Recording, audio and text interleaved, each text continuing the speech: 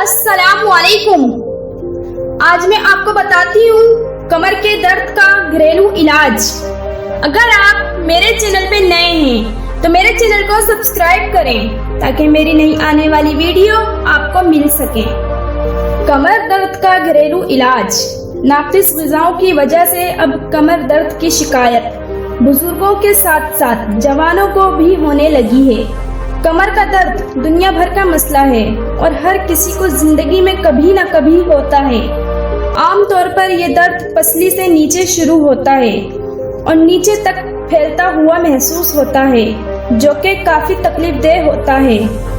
कमर झुकाकर देर तक बैठना कमर दर्द को बदतर बनाता है और आपके सोने का खराब अंदाज भी कमर दर्द को बढ़ा देता है।